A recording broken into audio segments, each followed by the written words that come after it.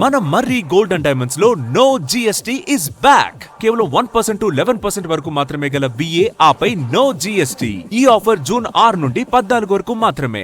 అంతర్జాతీయ ఆంక్షలను ఉల్లంఘిస్తూ చమురు రవాణా చేస్తున్న రష్యా షాడో ఫ్లీట్ నౌకపై బ్రిటన్ కమాండోలు దాడి చేశారు.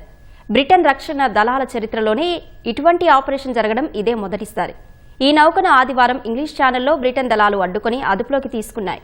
ఈ ఆపరేషన్ గురించి బ్రిటన్ ప్రధానమంత్రి కీర్ స్టార్మర్ అధికారిక ప్రకటన చేశారు.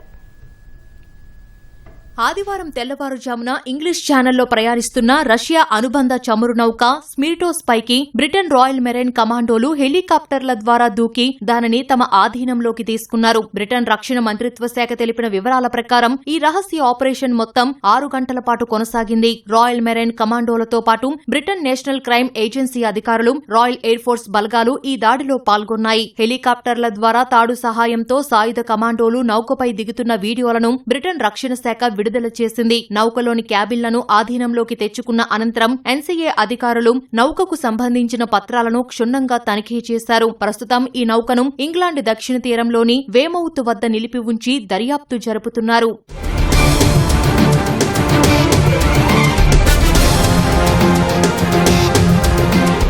ఉక్రెయిన్పై రష్యా యుద్ధం నేపథ్యంలో అంతర్జాతీయంగా విధించిన ఆర్థిక ఆంక్షల నుంచి తప్పించుకోవడానికి రష్యా 700 నౌకలతో కూడిన ఒక రహస్య షాడో ఫ్లీట్ ను నడుపుతోందని బ్రిటన్ ఆరోపిస్తోంది. రష్యా చమురులో 75% ఈ నౌకల ద్వారానే రవాణా అవుతోందని చెబుతోంది. ఈ స్మిర్టోస్ అనే నౌకను గత ఏడాది జులైలోనే అంతర్జాతీయంగా ఆంక్షల జాబితాలో చేర్చారు. ఆంక్షల నుంచి తప్పించుకోవడానికి ఈ నౌక తన పేరును మిర్టోస్ నుంచి స్మిర్టోస్ గా మార్చడమే కాకుండా తాను ప్రయాణించే దేశపు జెండాను కూడా 2 సార్లు మార్చినట్లు ఆరోపణలు ఉన్నాయి. ప్రస్తుతం ఇది ఆఫ్రికా దేశమైన కామెరూన్ జెండాతో జూన్ 5న రష్యాలోని ఉష్టులుగా పోర్టు నుంచి ఈజిప్టులోని పోర్టు సయ్యద్కు చమురుతో బయలుదేరినట్లు శాటిలైట్ ట్రాకింగ్ ద్వారా గుర్తించారు. ఈ విజయవంతమైన ఆపరేషన్ పై బ్రిటన్ ప్రధాని కీర్ స్టార్మర్ స్పందించారు. ఈ చర్య రష్యాకు కోలుకోలేని మరో గట్టి దెబ్బ అని అన్నారు. పుతిన్ యుద్ధకాంక్షకు ఇంధనాన్ని అందిస్తూ ఆంక్షలు ఉల్లంఘించేవారు ఎక్కడా దాక్కోలేరని ఈ ఆపరేషన్ హెచ్చరిస్తోందని వ్యాఖ్యానించారు.